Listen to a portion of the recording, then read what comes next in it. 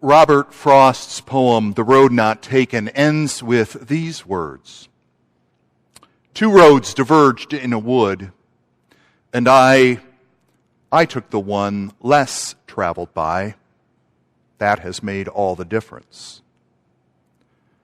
The season of Lent, which began on Wednesday, invites us to come on a journey, not a physical journey, of course, but a journey of faith, a journey of life and spirit-led wandering, a journey that perhaps we travel with our inner selves, with one another, and with God.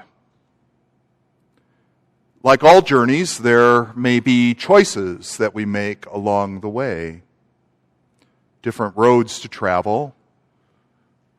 Which road shall we take? Do we take the well-worn common path of life?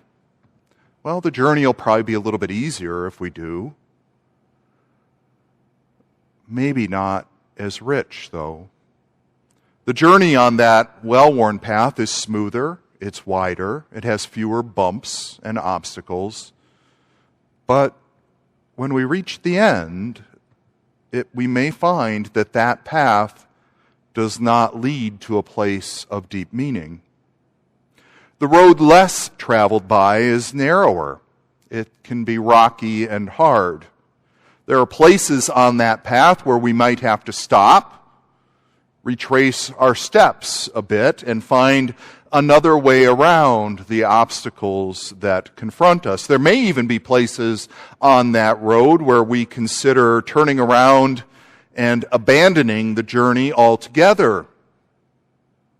But if we stick with it, we may find that the narrower path sustains us in a way that the well-worn road cannot. There are likely moments of danger and fear on the road that is less traveled, but there are also moments of sublime joy and transcendence. For we do not travel that road alone. Jesus walks with us. In the wilderness, alone, with only his own thoughts and with God's Spirit to keep him company, without food for 40 days, tempted by the devil, Jesus came to a place of choice. What is the truth that I will follow? Now, the things that the devil used to tempt Jesus weren't inherently bad things. Turning stones to bread could feed people, lots of people. Jesus, as king of the whole world, would probably make for a more peaceful world. And relying on God for salvation, well, how could that be a bad thing? But as I looked closely at this passage, there's a word that stuck out. Small word, insignificant on the page as you read the whole passage, but perhaps significant in meaning. If. Twice we hear the devil qualify his temptation by the phrase, if you are the Son of God. And I find myself wondering if Jesus doubted his identity. Did he have to stop and ask himself, am I really the Son of God? Do I really need to do some of these things that the devil says to prove my identity to him, to others, even to myself? After all, they're not bad things.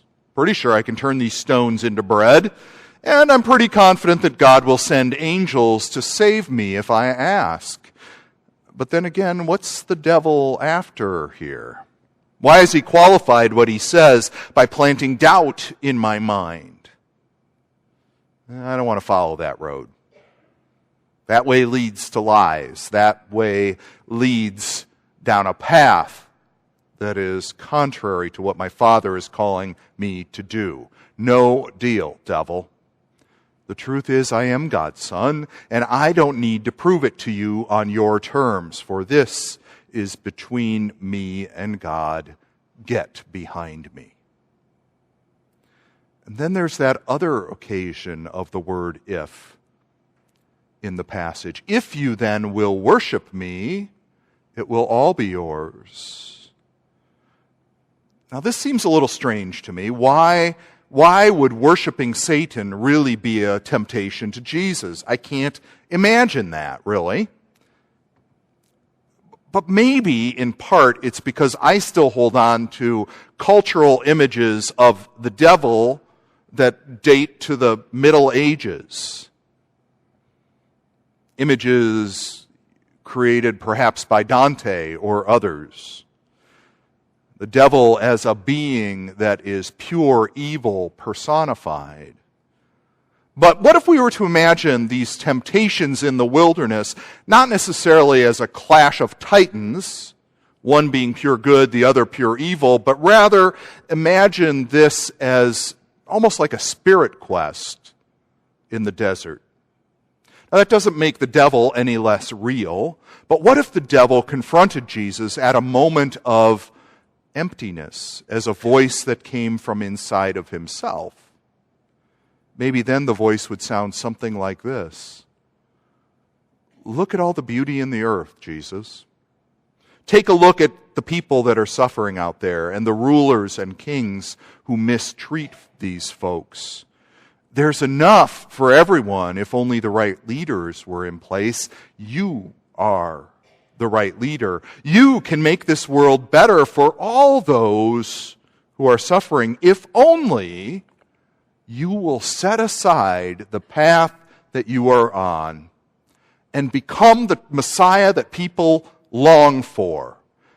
Become the Messiah who will overthrow the mighty and the proud. If only you will turn away from this silly plan that God has for you, which, by the way, is going to be filled with torture and death. Put that aside. Instead, take some life for yourself. After all, you deserve it. You can have it all if... Now that's a temptation I can imagine. It's subtle.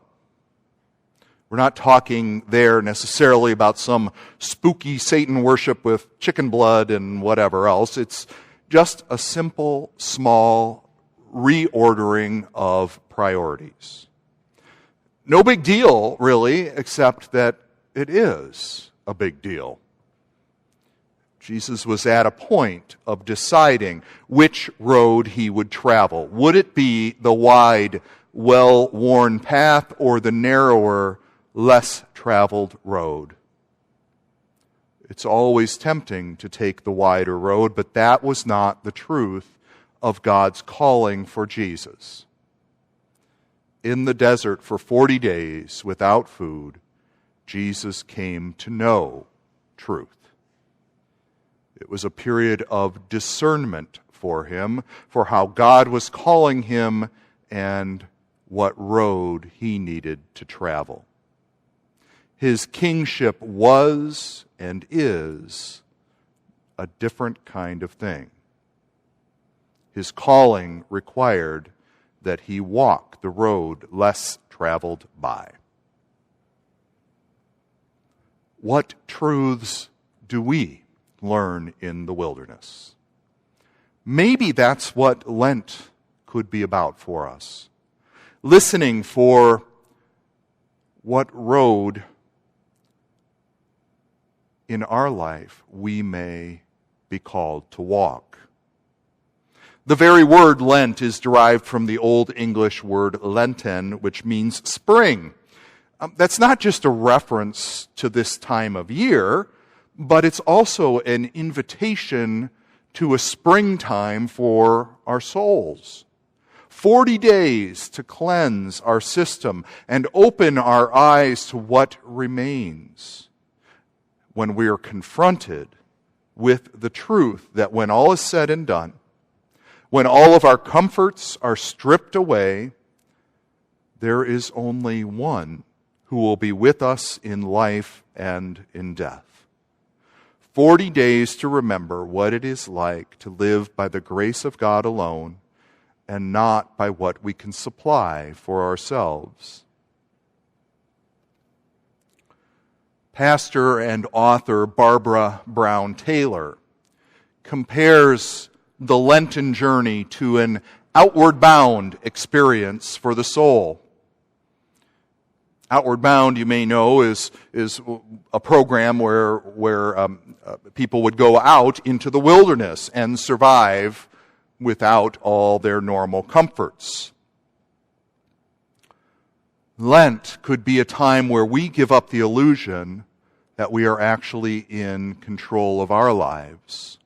She talks about being literally in the wilderness with no resources but one's self and God, and how frightening and disorienting that may be. She writes, that is when you find out what you really miss and what you are really afraid of. Some people dream about their favorite foods. Some long for a safe room with a door to lock, and others just wish they had a pillow.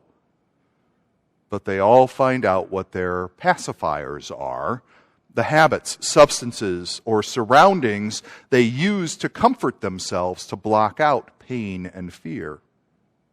Without those things, they're suddenly exposed like someone addicted to painkillers whose prescription has just run out. It's hard.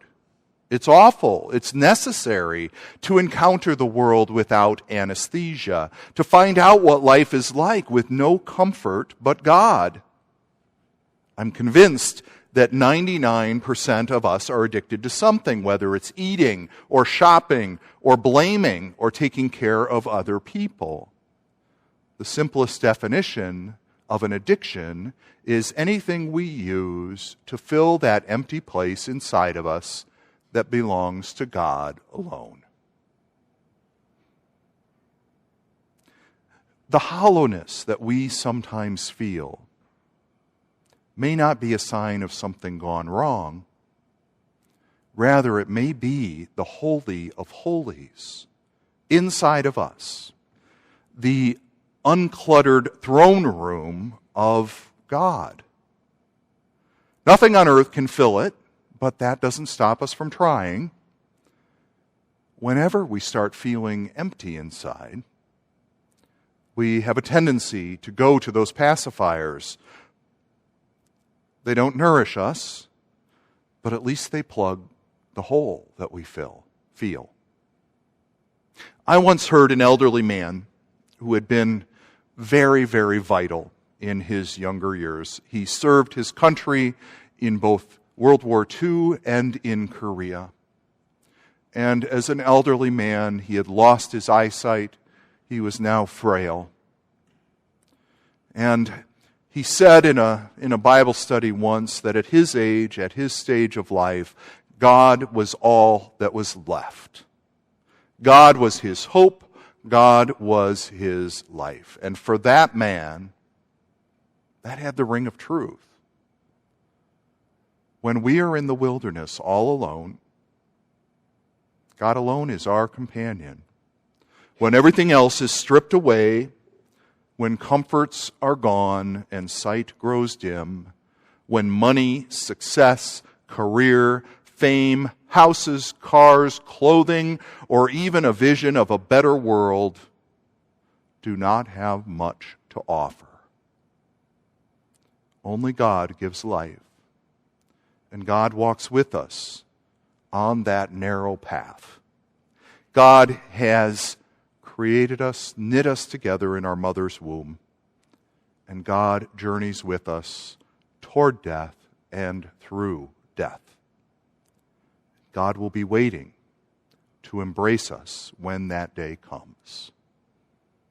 If we who live in a culture that denies death so fervently, if we could find a way to put away our pacifiers, put away our addictions just for a while, and embrace the truth that God walks with us, we may find that that is a stronger and more reliable companion than we ever imagined.